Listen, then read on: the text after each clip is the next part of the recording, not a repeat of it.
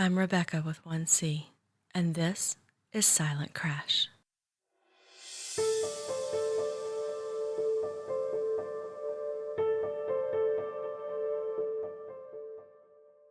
Wow, there are a lot of new listeners here.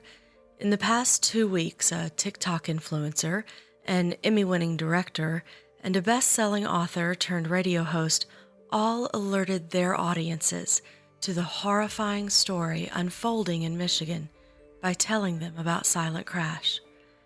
To those 3 individuals and the rest of you sharing this with your friends, family, and colleagues, thank you. If you're new here, Episode 1 is a must listen. Feel free to skip around after that, but Episode 1 is where you'll get the foundational story of what's happening and what we're doing here at Silent Crash. On a less positive note, as I speak, Kelly Miller, the quadriplegic car crash survivor I told you about in the last episode, is in the hospital. Her care agency could not afford to keep working at the slashed rates dictated by Public Acts 21 and 22. Those rates are 55% of what were charged back in 2019.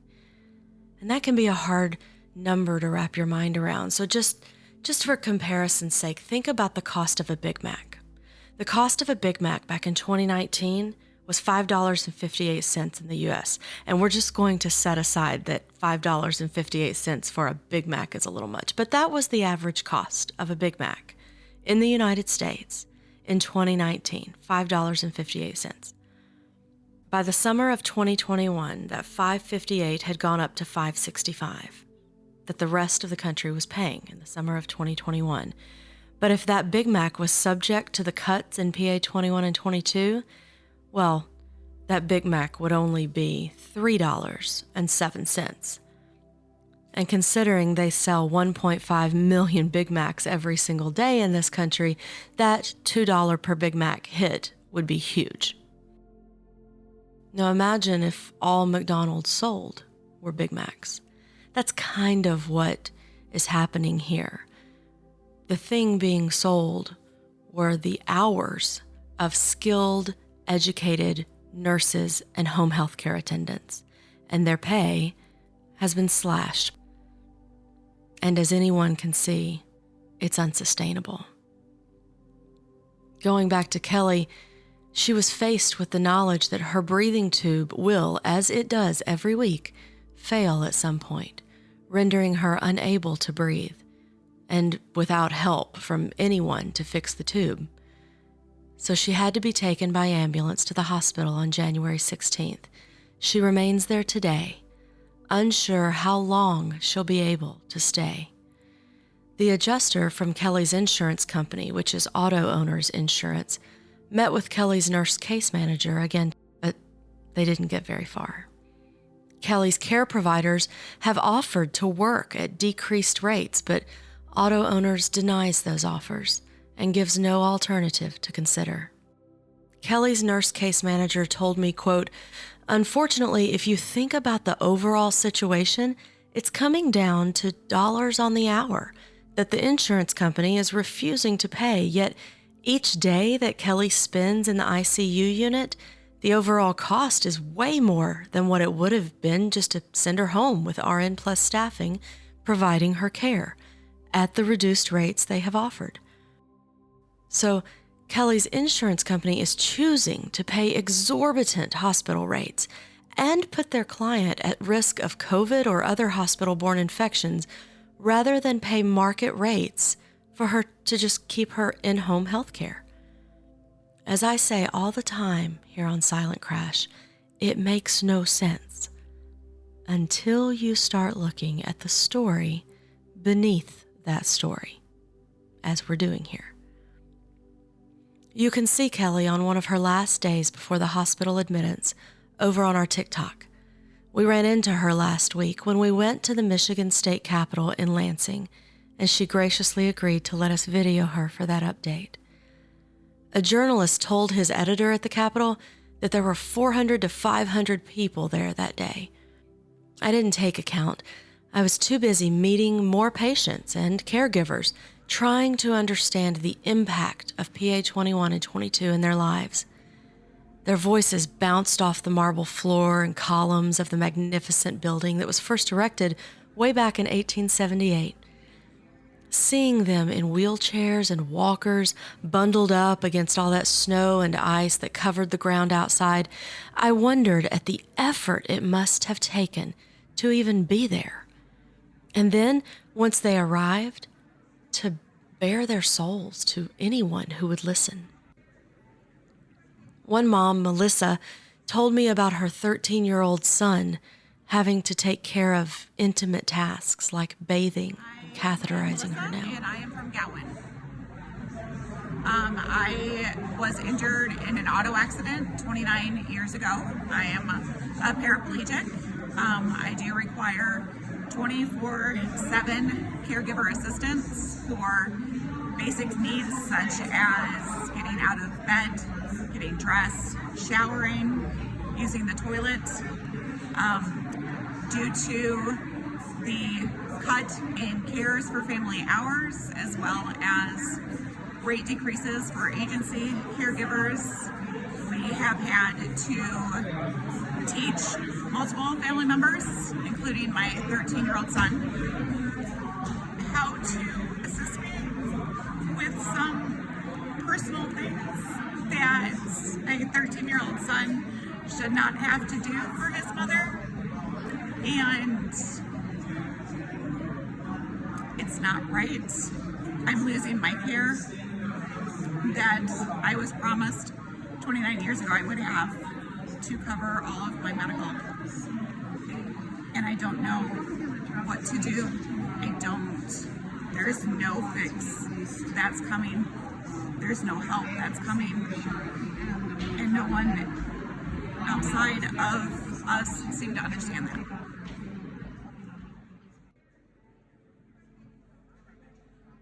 I introduced Melissa to Katie, who handles this show's TikTok account, and asked if she would mind sharing her story by video. You can see that video and hear more from Melissa on TikTok. The account is @SilentCrashPodcast. As Melissa worked with Katie, a nurse approached me about a young man who, like Kelly Miller, had to leave home due to losing his care. The man had told his family to just forget about him, that he didn't want to be a burden anymore. He told them to just let him die. "This is his dad," she said to me, and she gestured to an older gentleman at her side. I took in his stooped shoulders and his guarded expression. "Please tell your son not to give up," I told him. "People do care. People will know about him. I'll tell them. I'm happy to go to him and let him tell his story." But the dad slowly shook his head. "I don't think he'd talk to you." He gazed around the alcove in which we stood, right outside the doors that led to the house chamber. "After all this, he doesn't trust anybody," he said. Stories like that kept coming all day long.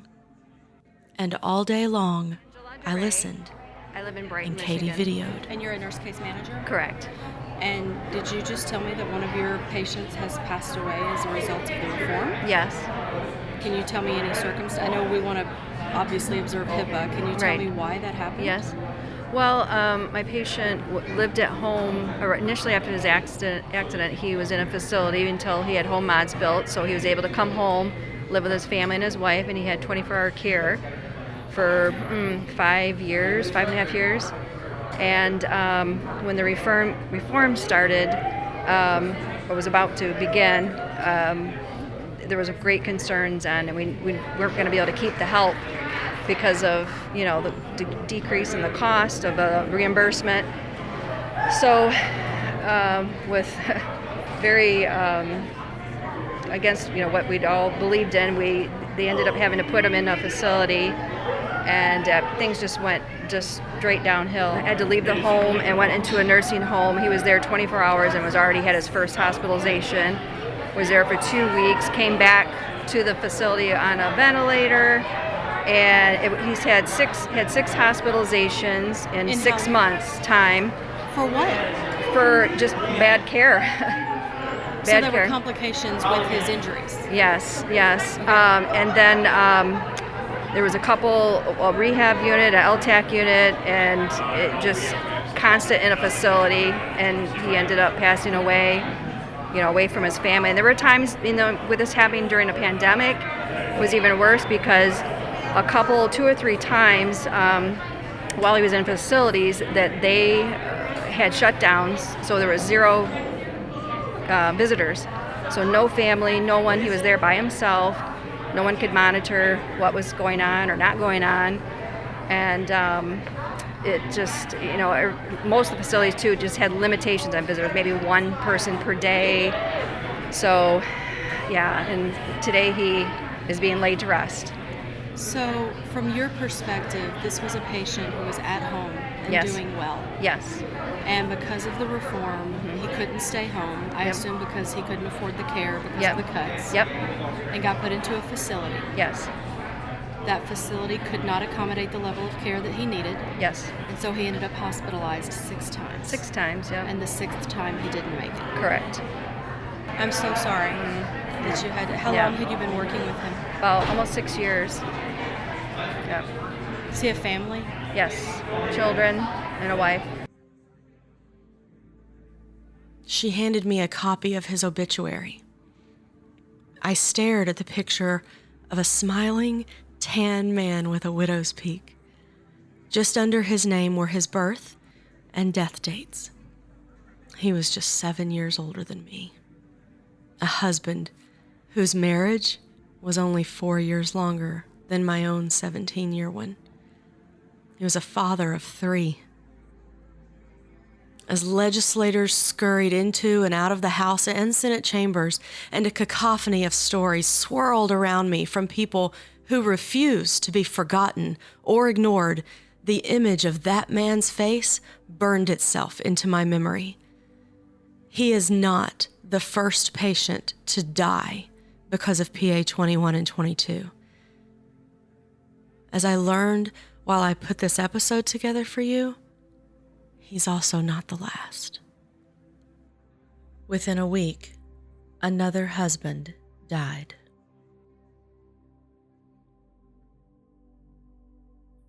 Jenny Johnson, Kalamazoo, Michigan, and my role is to be a nurse case manager. So I work with people who have injuries from auto accidents.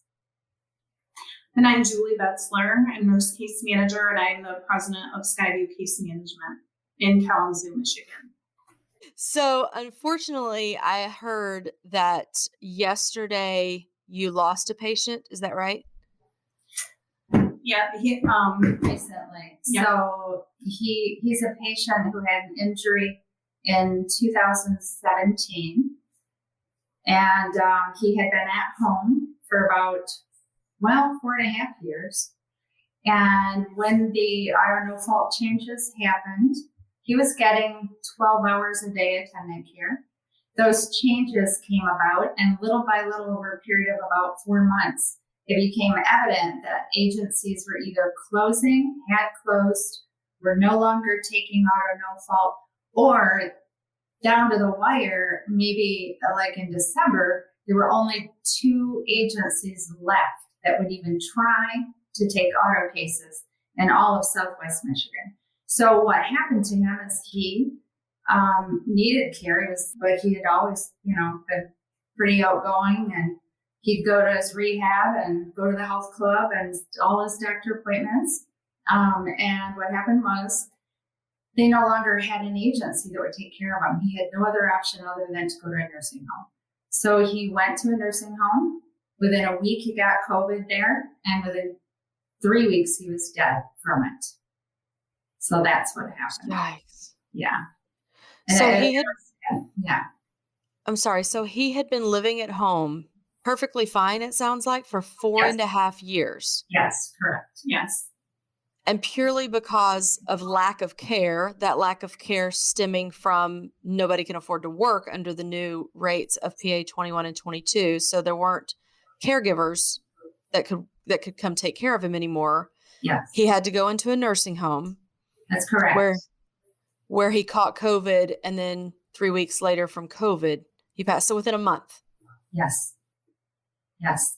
And to make matters worse, the company that had been taking care of him all those years, it's complex. I mean, our company, I watched Julie struggle with learning even how to bill so that you could get reimbursed for your services. So some companies like ours, like she had done, had kind of prepared for it, studied it, and saved and have a little bit of cash flow. This tiny little home health agency didn't apparently either A, know how to do it or have the cash flow. I don't know what. They decided to drop him as a client.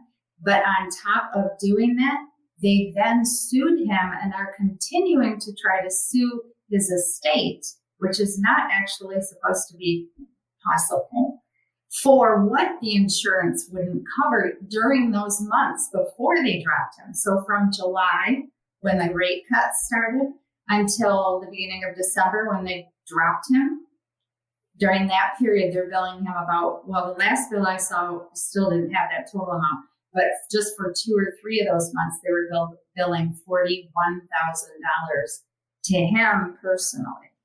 So he had that stress even before he went to the nursing home. So it sounds like his case is like a lot of ones that I've heard here where insurance is not paying these healthcare companies. They have to get paid because they have to pay their employees.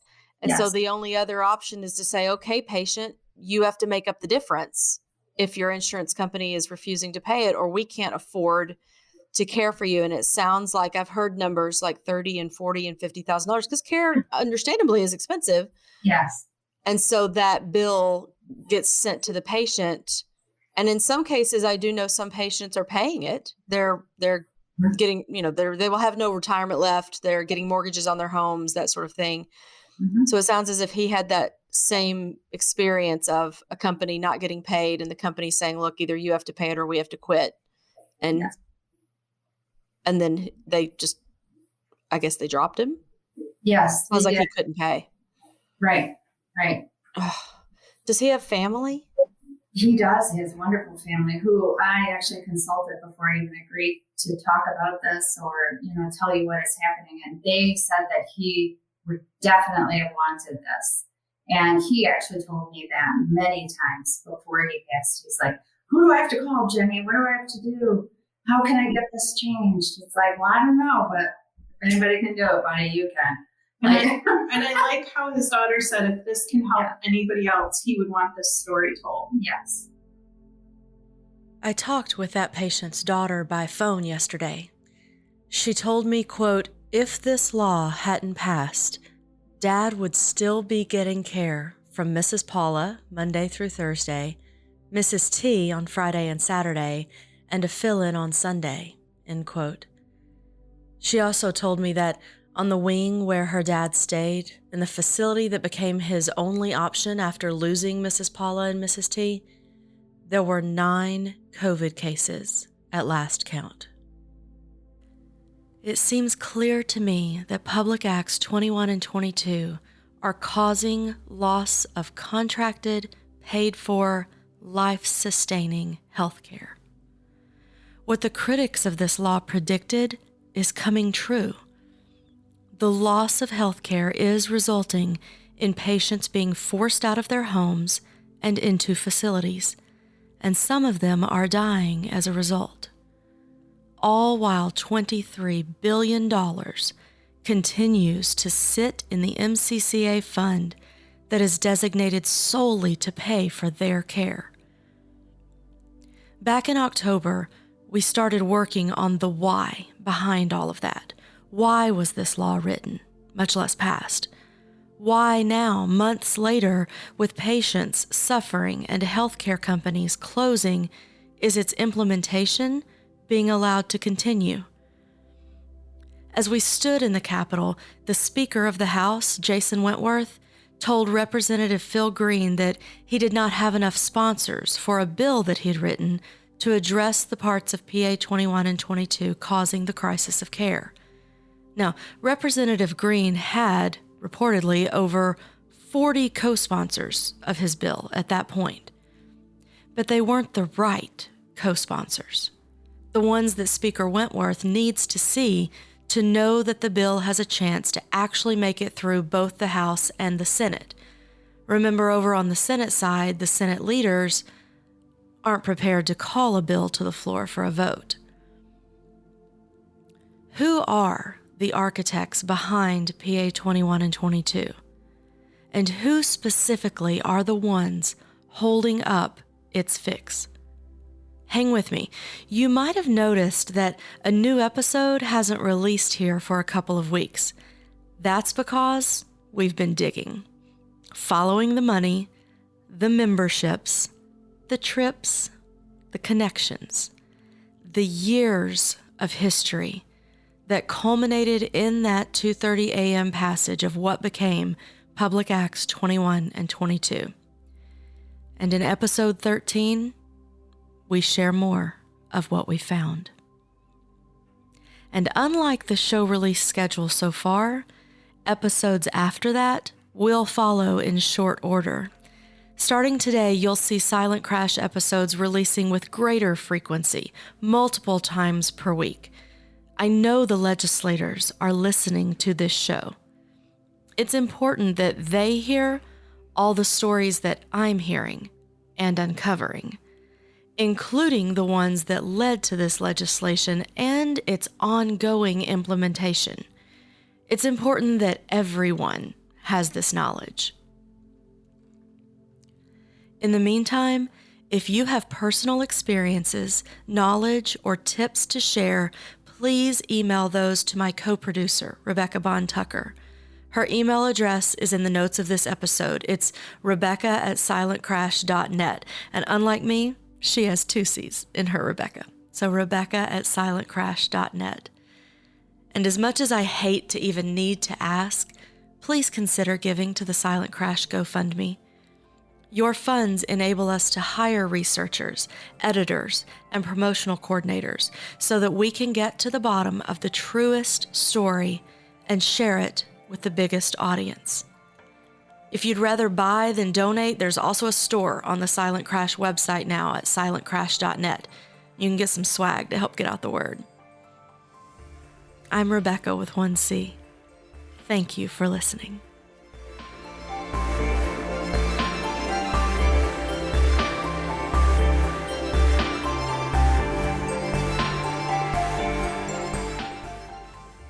Follow and subscribe to Silent Crash, the quiet unraveling of Michigan's auto no-fault and the destruction of lives, wherever you listen to podcasts. For more information on what you've heard here and how you can help, visit silentcrash.net. Silent Crash is a production of the 1C Story Network. The show is written by Rebecca Seitz and produced by her and Rebecca Bond Tucker. Post-production services by Zischer LLC. This show is supported by the generous donations of concerned individuals via the Silent Crash GoFundMe effort. Learn more about the 1C Story Network at just1c.com. That's JUSTONEC.com.